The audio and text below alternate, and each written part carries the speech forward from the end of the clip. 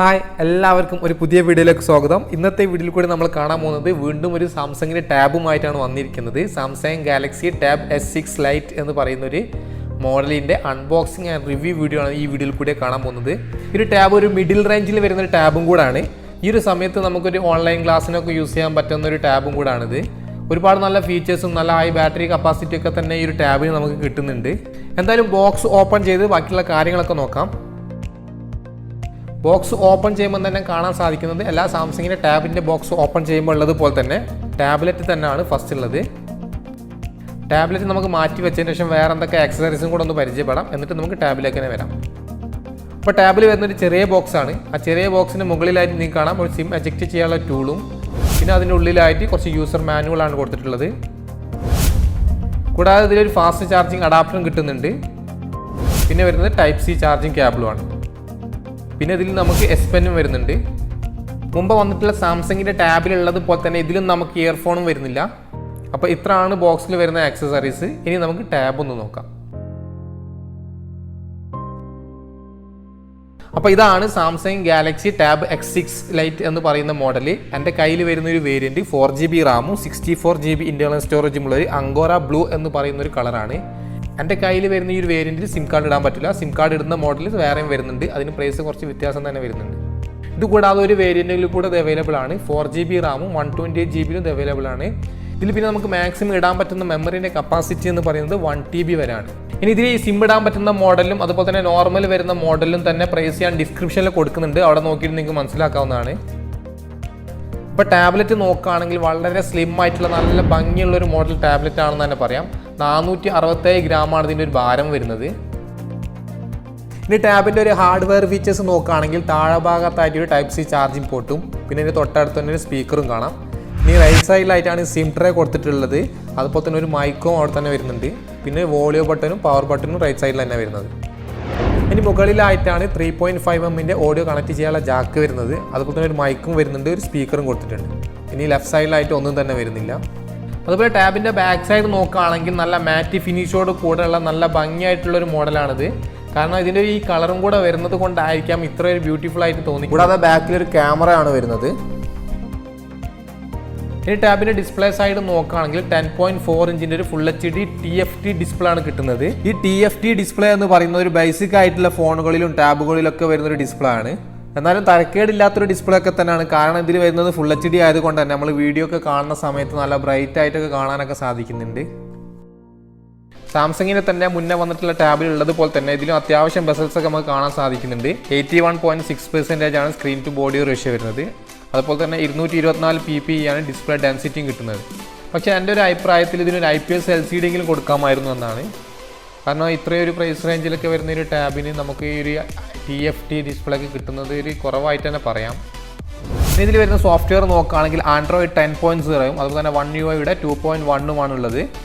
അതുപോലെ ഇതിൽ വരുന്ന പ്രൊസസ്സർ നോക്കുകയാണെങ്കിൽ സാംസങ്ങിൻ്റെ M സീരീസിൽ വരുന്ന ഫോണുകളിൽ വന്നിട്ടുള്ള അതേ ഒരു പ്രൊസസ്സറൊക്കെ തന്നെയാണ് നമുക്ക് ഈ ഒരു ടാബിലും കിട്ടുന്നത്. എക്സിനോസിൻ്റെ 9611 എന്ന് പറയുന്ന ഒരു ഒക്ടാകോർ പ്രൊസസ്സറാണ് ഇതിൽ വരുന്നത്. അതുപോലെ തന്നെ GPU നോക്കുകയാണെങ്കിൽ മാലി G72 എന്ന് പറയുന്ന ഒരു GPU ആണുള്ളത്. ഇതിൽ വന്നിട്ടുള്ള ഈ ഒരു പ്രൊസസ്സർ ആയാലും GPU ആയാലും ഒരു ആവറേജ് ക്വാളിറ്റി ഉള്ളതൊക്കെ തന്നെയാണ്.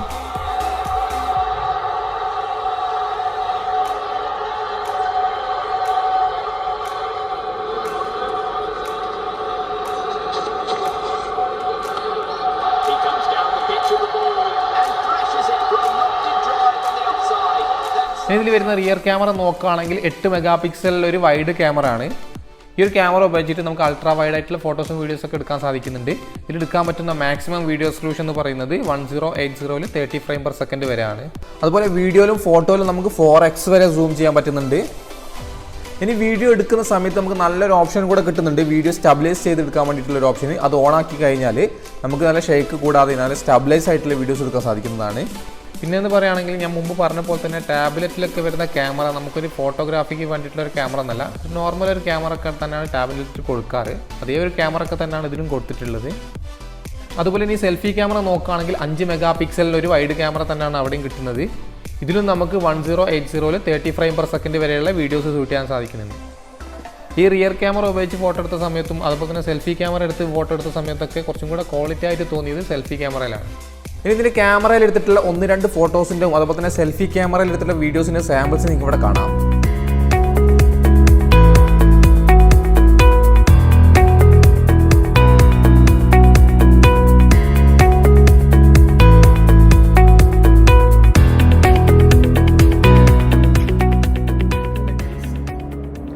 ഇപ്പോൾ ഈ റെക്കോർഡ് ചെയ്യുന്ന video Samsung Galaxy S6 light എന്ന് പറയുന്ന മോഡലിൻ്റെ സെൽഫി ക്യാമറ എടുത്തതാണ്. ഈ സൗണ്ട് കേൾക്കുന്നത് അതിലാണ്. അപ്പോൾ എത്ര മാത്രം ഉണ്ട് ഇതിൻ്റെ ഒരു വീഡിയോൻ്റെ ക്വാളിറ്റി എന്ന് അറിയാൻ വേണ്ടിയിട്ടാണ് ഇങ്ങനെ ചെയ്യുന്നത്. ഞാൻ ഓൾമോസ്റ്റ് ഫോണിൻ്റെ റിവ്യൂ ചെയ്യുമ്പോഴും ടാബിൻ്റെ റിവ്യൂ ചെയ്യുമ്പോഴൊക്കെ ഇങ്ങനെ ടെസ്റ്റ് ചെയ്യാറുണ്ട്. അപ്പോൾ നിങ്ങൾക്ക് എത്ര മാത്രം ഉണ്ട് ഇതിൻ്റെ വീഡിയോ ക്വാളിറ്റി അറിയാൻ വേണ്ടിയിട്ടാണ് ഇങ്ങനെ ചെയ്യുന്നത്. ഇനി സാംസങ് മറ്റേത് ടാബിൽ നിന്നൊരു വ്യത്യസ്തമാകുന്നത് എന്താണെന്ന് വെച്ചാൽ ഇതിൽ വരുന്ന സൗണ്ടിൻ്റെ ക്വാളിറ്റിയാണ്. സൗണ്ടിൻ്റെ ക്വാളിറ്റി നല്ല അടിപൊളി സൗണ്ടിൻ്റെ ക്വാളിറ്റിയാണ് സാംസങ് ടാബുകളിലൊക്കെ നമുക്ക് കിട്ടാറ്. AKG സൗണ്ട് സ്പീക്കറാണ് അധികം ഈ ടാബുകളിലൊക്കെ വരാറും സാംസങ്ങിൻ്റെ. അതുകൊണ്ടാണ് ഇതിലും അതേപോലെ തന്നെ സൗണ്ട് ബൈ AKG ആണ് വന്നിട്ടുള്ളത്. അപ്പോൾ ഇതിൽ സൗണ്ടൊക്കെ കേൾക്കുന്ന സമയത്ത് നല്ല ലൗഡായിട്ട് നല്ല ക്ലിയർ ആയിട്ട് നമുക്ക് കേൾക്കാൻ സാധിക്കുന്നുണ്ട്.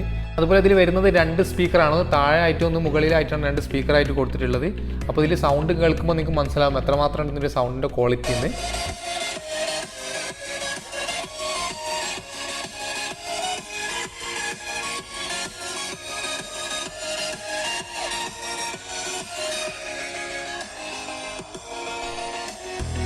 അതുപോലെ മറ്റുള്ള ടാബിൽ നിന്നൊക്കെ വ്യത്യസ്തമാക്കുന്ന മറ്റൊരു ഹൈലൈറ്റ് എന്ന് പറയുന്നത് ഇതിൽ വരുന്ന S Pen തന്നെയാണ്. ഇനി ഈ S Pen വെക്കുന്ന പ്ലേസ് എന്ന് പറയുകയാണെങ്കിൽ റൈറ്റ് സൈഡിൽ താഴെ ഭാഗത്തായിട്ടാണ്. അവിടെ മാത്രമാണ് മാഗ്നറ്റ് വരുന്നത്. വേറെ ഏതൊരു സൈഡ് നോക്കുകയാണെങ്കിൽ നമുക്ക് ഈ S Pen വെക്കാൻ പറ്റില്ല. അത്യാവശ്യം നല്ല സ്ട്രോങ് ആയിട്ടുള്ള ഒരു മാഗ്നറ്റ് തന്നെയാണ് അവിടെ കൊടുത്തിട്ടുള്ളത്. കാരണം ഈ പെന്ന് ജസ്റ്റ് ടച്ച് ചെയ്യുമ്പോൾ തന്നെ താഴെ പോകാത്ത ഒരു രീതിയിലുള്ള ഒരു മാഗ്നറ്റാണ് അവിടെ വരുന്നത്.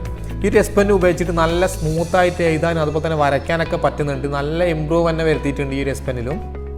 ഇനി ഇതിൽ വരുന്നത് 7040 mAh ഒരു ബാറ്ററി കപ്പാസിറ്റിയാണ്. ഇത് ചാർജ് ചെയ്യാൻ വേണ്ടിയിട്ട് 15 വാട്ടിൻ്റെ ഒരു ഫാസ്റ്റ് ചാർജറും വരുന്നുണ്ട്. അപ്പോൾ അത്യാവശ്യം നല്ലൊരു ബാറ്ററി കപ്പാസിറ്റി തന്നെയാണ് ഈ ഒരു ടാബിന് വരുന്നത്. അതുപോലെ നമുക്കൊരു നോർമൽ യൂസിൽ 2-2.5 ദിവസമൊക്കെ നമുക്ക് യൂസ് ചെയ്യാൻ പറ്റുന്ന ഒരു ബാറ്ററി കപ്പാസിറ്റി തന്നെയാണ് ഇത് വരുന്നതും. ഇനി ഇത് വരുന്നത് 3 കളറിലാണ്. 3 കളർ നല്ല അടിപൊളി കളർ തന്നെയാണ്.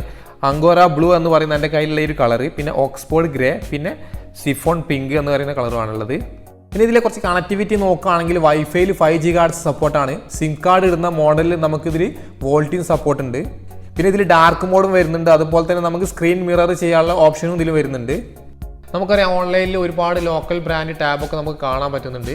അപ്പോൾ അതിൻ്റെ ഒരു പ്രൈസും ഈ ഒരു ടാബിൻ്റെ പ്രൈസ് നോക്കുമ്പോൾ ഓൾമോസ്റ്റ് ചെറിയ വ്യത്യാസം മാത്രമാണ് വരുന്നുള്ളൂ. അപ്പോൾ നിങ്ങൾക്ക് ചൂസ് ചെയ്യാൻ പറ്റുന്ന നല്ലൊരു ടാബ് തന്നെയാണിത്.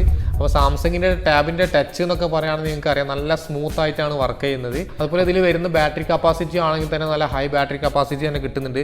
നല്ല പ്രൊസസ്സറൊക്കെ തന്നെയാണ് ഇതിൽ വരുന്നതും. പിന്നെ നല്ല ലൗഡായിട്ടുള്ള സ്പീക്കറും അതുപോലെ തന്നെ നല്ല ബിൽഡ് ക്വാളിറ്റി ഒക്കെയാണ് ഇതിൽ കിട്ടുന്നത്. ഞാൻ നേരത്തെ പറഞ്ഞപ്പോൾ തന്നെ ഇപ്പോഴത്തെ ഒരു സിറ്റുവേഷനിൽ ഒരു ഓൺലൈൻ ക്ലാസ്സുകൾക്കൊക്കെ പറ്റുന്ന അടിപൊളി ടാബ് തന്നെയാണിത്. കാരണം അതിൽ S Pen കൂടെ വരുന്നത് കൊണ്ട് തന്നെ നോട്ട് എഴുതാനൊക്കെ നല്ല സുഖമായിട്ടുള്ളൊരു ടാബ് തന്നെയാണിത്. അപ്പോൾ നല്ലൊരു പ്രൈസുമാണ് ഇതിന് വരുന്നത്. ഇതിൻ്റെ പ്രൈസ് ഞാൻ ഡിസ്ക്രിപ്ഷനിൽ കൊടുക്കുന്നുണ്ട്. അപ്പോൾ നിങ്ങൾക്ക് അവിടെ കണ്ടിട്ട് മനസ്സിലാക്കാം എത്ര വരുന്നതെന്നൊക്കെ. അപ്പോൾ ഇത്രയാണ് സാംസങ് ഗാലക്സി S6 ലൈറ്റ് എന്ന് പറയുന്ന മോഡലിൻ്റെ ഒരു അൺബോക്സിങ് ആൻഡ് റിവ്യൂ വീഡിയോ ഇഷ്ടപ്പെട്ടിട്ടുണ്ടെങ്കിൽ ലൈക്ക് ചെയ്യുക. ഇനി ടാബിനെ പറ്റി കൂടുതൽ എന്തെങ്കിലും അറിയണം എന്നുണ്ടെങ്കിൽ കമൻറ്റിൽ കൂടെ ചോദിക്കാവുന്നതാണ്. അപ്പോൾ ഇനി സബ്സ്ക്രൈബ് ചെയ്യാത്തവർ എത്രയും പെട്ടെന്ന് തന്നെ സബ്സ്ക്രൈബ് ചെയ്യുക. പുതിയ വീഡിയോസിനായിട്ട് നോട്ടിഫിക്കേഷൻ ബെല്ലും കൂടെ ഓൺ ആക്കി വെക്കുക. അപ്പോൾ നല്ലൊരു വീഡിയോ ആയിട്ട് കാണുന്നത് വരെ ബൈ.